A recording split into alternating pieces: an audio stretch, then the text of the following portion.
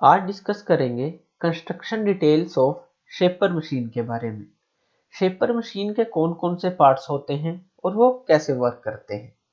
तो सबसे पहले जो शेपर मशीन के बेस के बारे में बात करते हैं, ये सबसे नीचे होता है बेस, जो हमारा कंक्रीट के साथ जुड़ा होता है। ये बेस हमारा कास्ट आयरन का बना होता है क्योंकि इसकी हाई कंप्रेसिव स्ट्रेंथ है और गुड जो शॉक एब्जॉर्ब करने की क्षमता है वो बहुत ज़्यादा है, तो इसलिए हम इसको कास्ट आयरन का बनाते हैं। इसको कास्टिंग के दौरान बनाया जाता है, कास्टिंग प्रोसेस से इसको बनाया जाता है बेस को। बेस के साथ ही जुड़ा होता है कॉलम। कॉलम के अंदर हमारी सारी जो गियर अरेंजमेंट हैं, पुलीज हैं, कनेक्शंस हैं, जो भी हमारा ड्राइव मैकेनिज्म है या अदर थिंग्स है, वो सारी इस कॉलम के अंदर होती है। तो कॉलम क्या है? एक तरह की हाउसिंग प्रोवाइड करता है सारे मैकेनिज्म को।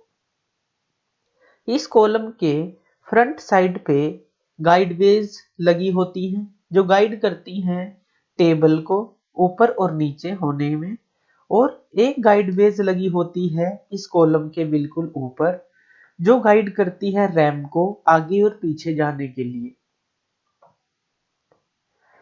इसके बिल्कुल सामने बेस के पास एक टेबल सपोर्ट गाइड मैकेनिज्म लगा होता है।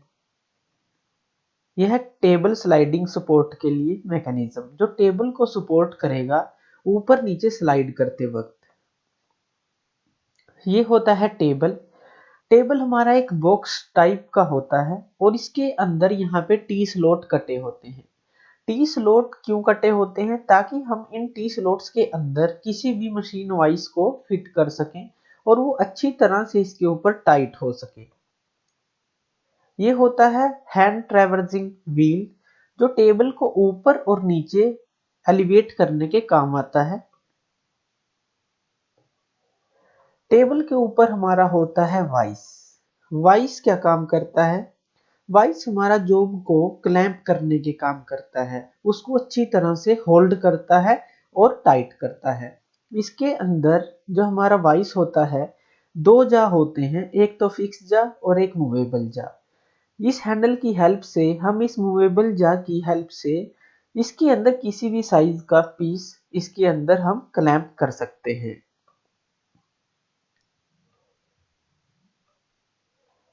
यहाँ पे होती है कॉलम के ऊपर रैम जो आगे और पीछे की तरफ मूव करती है। इस रैम के आगे एक ये बॉक्स लगा होता है जिसके ऊपर ये स्केल की मार्किंग होती है। हमारी रैम आगे और पीछे की तरफ मूव कर सकती है। रैम के ऊपर लगा होता है रैम क्लैंप।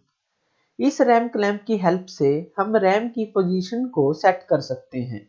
तो रैम की पोजीशनिंग करने के लिए हम इसका यूज करते हैं।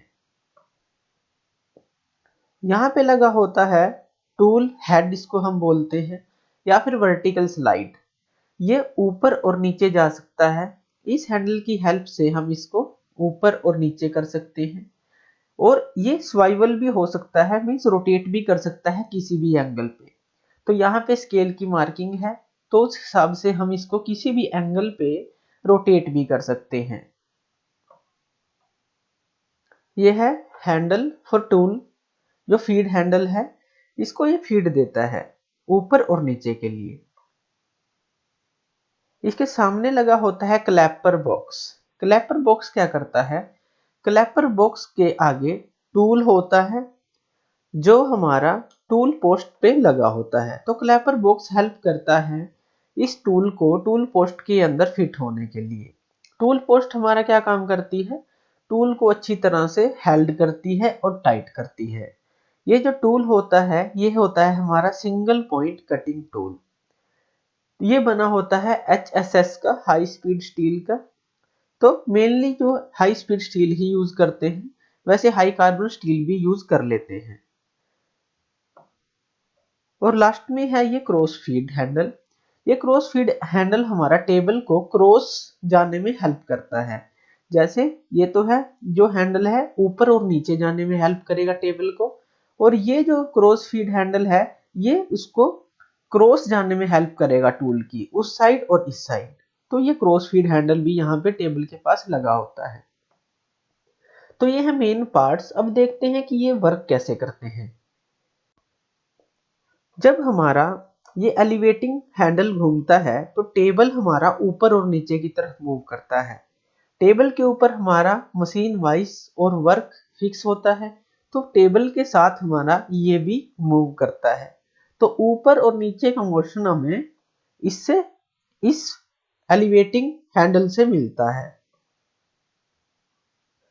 और जो हमारा रैम होता है, जब हम मशीन को ऑन करते हैं तो हमारा क्रैंक एंड लीवर जो मैकेनिज्म होता है वो रैम को आगे और पीछे की तरफ धकेलता है, जिससे हमारा रैम आगे और पीछे मूव करता है।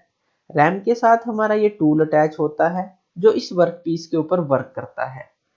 तो अब देखते हैं कि इसके अंदर जो ड्राइविंग मैकेनिज्म है, क्रैंक एंड स्लॉटेड लीवर जिसको हम ड्राइविंग मैकेनिज्म बोलते हैं, वो कैसे काम करता है। तो पहले इसके पार्ट्स देख लेते हैं ड्राइविंग मैकेनिज्म के। इसमें हमारे पास एक क्रैंक होती है और एक ड्राइवर जो गियर होता है। ये एक बेस पे अटैच है। ये है पिन। इस क्रैंक के ऊपर एक पिन लगी होती है जो स्लाइड करती है, जो हमारा एक स्लॉटेड लीवर होगा उसके अंदर ये स्लाइड करती है। ये हमारी क्रैंक है जो रोटेट करेगी और उसके साथ ये पिन भी रोटेट करेगी। ये पिन जब रोटेट करेगी तो स्लॉटेड लीवर के अंदर स्लाइड भी करेगी। और ये है हमारा ड्राइविंग गियर। जब हम स्विच को ऑन करते हैं तो ये ड्राइविंग गियर हमारा रोटेट करता है। इसकी हेल्प से हमारा ये क्रैंक रोटेट करता है और क्रैंक की हेल्प से ये जो पिन है ये हमारी रोटेट करती है। पिन के साथ ही हमारा लगा होता है स्लॉटेड लीवर। इसको स्लॉटेड लीवर क्यों बोलते हैं? क्योंकि इसके बीच में स्लॉट कटा होता है।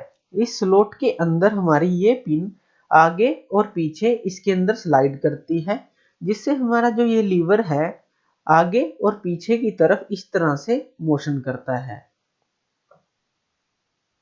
यहाँ पे हमारी है रैम हाउसिंग। ऊपर जो हमारे कॉलम के लगी होती है रैम हाउसिंग, जिसके अंदर हमारी रैम होती है। ये हमारा स्लाइडिंग लिंक होता है जो स्लाइड करता है इस रैम हाउसिंग के अंदर। ये स्लाइडिंग लिंक और ये स्लॉटेड लीवर दोनों कनेक्ट होते हैं हमारे एक अनदर लिंक से, इस तरह से। तो ये जो हमारा मैकेनिज्म है वो देखने में इस तरह का लगता है। अब देखते हैं कि ये काम कैसे करता है। तो सबसे पहले हम मशीन का स्विच ऑन करते हैं, पावर सप्लाई को ऑन करते हैं। तो क्या होता है, जो हमारा ड्राइविंग गियर है ये हमारा रोटेट करना स्टार्ट कर देगा। जब ये रोटेट करेगा तो हमारा जो ये क्रैंक है ये भी रोटेट करेगा। ये अपोजिट डायरेक्शन में रोटेट करेगा इस ड्राइविंग गियर की। तो इस क्रैंक के साथ हमारी ये पिन रोटेट करेगी। देखिए ये पिन इसके साथ रोटेट कर रही है, लेकिन जब ये रोटेट करेगी ये अटैच है इस स्लॉटेड लीवर से। तो हमारा स्लॉटेड लीवर क्या करेगा, आगे और पीछे की तरफ मूव करना स्टार्ट करेगा। देखते हैं कैसे। ये इस तरह से हमारा स्टार्ट कर देगा पिन के स्लाइड होने से। तो जो ये लीवर है इस तरह से आगे और पीछे की तरफ मूव करता रहेगा। अब जो ये लिंक है, ये स्लॉटेड लीवर हमारा इस लिंक से कनेक्ट है। ये स्लाइडिंग लिंक है जो हमारा इससे कनेक्ट है। तो जब ये आगे और पीछे की तरफ जाएगा तो क्या होगा, तो जो हमारा ये स्लाइडिंग लिंक है इस रैम हाउसिंग के अंदर ये भी मूव करेगा। तो क्या होगा, दोबारा से देखें। जब हमारा ड्राइविंग गियर रोटेट करेगा तो ये क्रैंक रोटेट करेगी, ये पिन रोटेट करेगी। तो हमारा जो लीवर है इससे कनेक्ट है, तो ये भी हमारा आगे और पीछे की तरफ मूव करेगा। जब ये हमारा मूव करेगा तो ये लिंक जो था वो भी आगे और पीछे जाएगा। अब जो ये लिंक है ये किससे कनेक्ट है, हमारे स्लाइडिंग जो लिंक से। तो हमारा जो स्लाइडिंग लिंक है वो स्लाइडिंग लिंक हमारा स्लाइड करना स्टार्ट कर देगा। इस तरह से ये स्लाइड करना स्टार्ट कर देगा रैम हाउसिंग के अंदर। और ये हमारा जो स्लाइडिंग लिंक है ये हमारा कनेक्ट है टूल के साथ। तो टूल को ये मोशन देगा, रैम हमारी जो है उसको मोशन देगा आगे पीछे। रैम हमारी टूल के साथ कनेक्ट है। तो इस तरह से फॉरवर्ड और बैकवर्ड मोशन हमें शेपर मशीन के अंदर मिलता है और ये हमारा crank and slotted liver mechanism होता है। तो इस तरह से ये वर्क करता है। थैंक यू ये वीडियो देखने के लिए, और ज़्यादा अपडेटेड वीडियोस के लिए आप मेरे चैनल लर्न एंड ग्रो पे मुझे सब्सक्राइब कर सकते हैं।